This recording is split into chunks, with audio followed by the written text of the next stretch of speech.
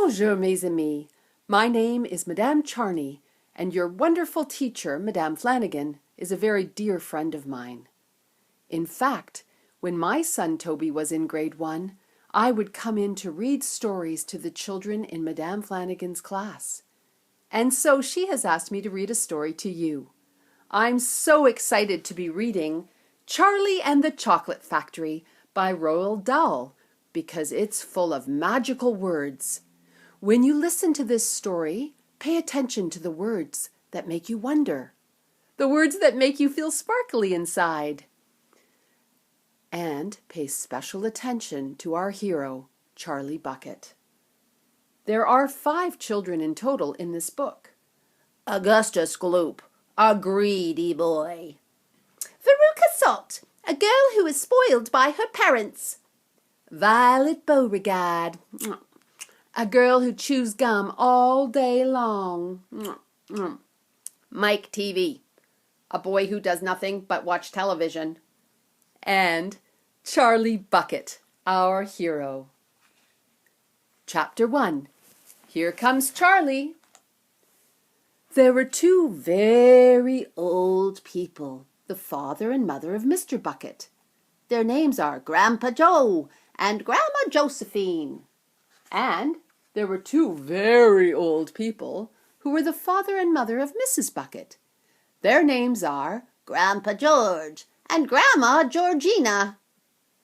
There was Mr. Bucket and Mrs. Bucket. Mr. Bucket and Mrs. Bucket have a very small boy whose name is Charlie Bucket. Hello, I'm Charlie. How do you do? And how do you do? And how do you do again? He is very pleased to meet you. Now, the whole of this family, the 6 grown-ups, take a minute to count them. 1, 2, 3, 4, 5, 6.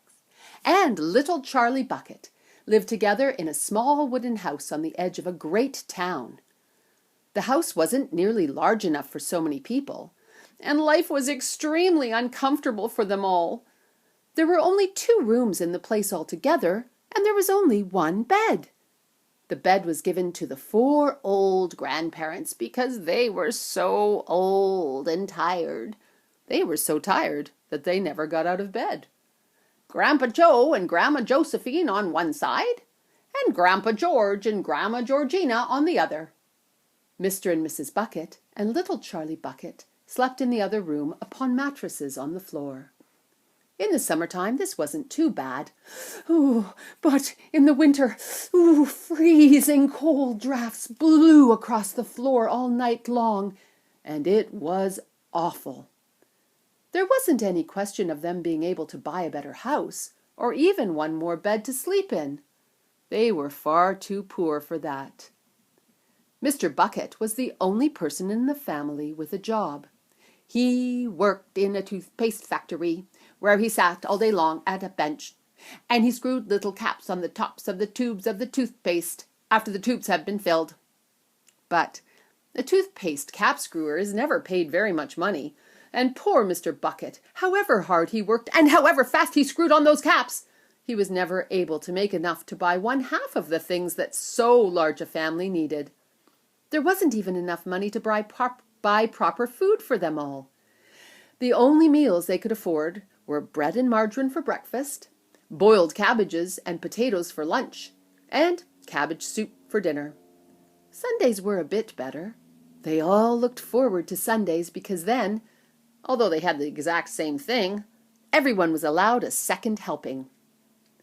The Buckets, of course, didn't starve, but every one of them, the 2 old grandfathers and the 2 old grandmothers, Charlie's father, Charlie's mother, and especially little Charlie himself, went about from morning until night with a horrible empty feeling in their tummies. Charlie felt it worst of all, and although his father and mother often went without their own share of lunch or supper so that they could give it to him, it still wasn't nearly enough for a growing boy. He desperately wanted something more filling and satisfying than cabbage and cabbage soup. The one thing he longed for more than anything else was chocolate.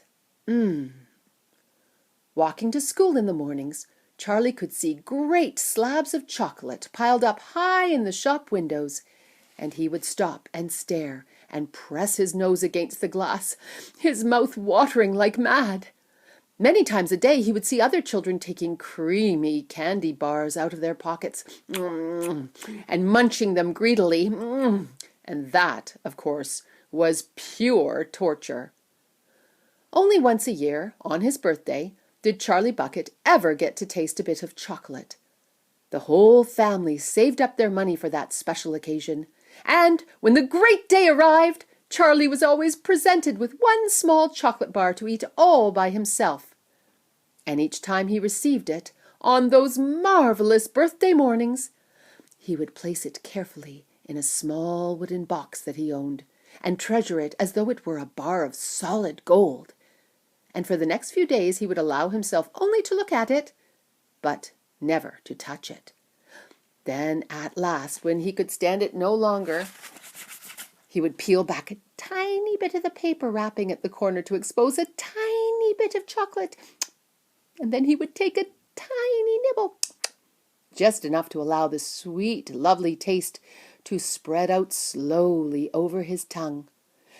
The next day he would take another tiny nibble, and so on, and so on.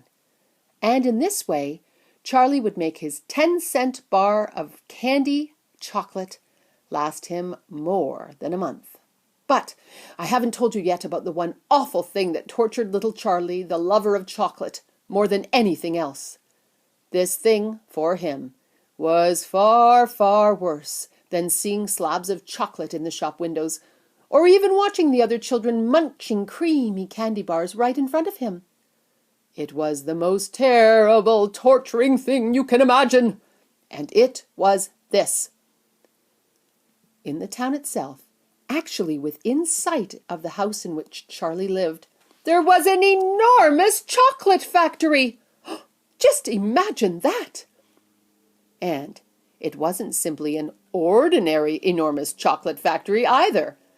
It was the largest and most famous in the whole world. It was Wonka's factory, owned by a man called Mr. Willy Wonka, the greatest inventor and maker of chocolates that there has ever been. And what a tremendous, marvelous place it was! It had huge iron gates leading into it, and a high wall surrounding it. Boo, boo, and smoke belching from its chimneys. Boo, boo, wee, wee, wee, and strange whizzing sounds coming from deep inside it. Wee, wee, wee.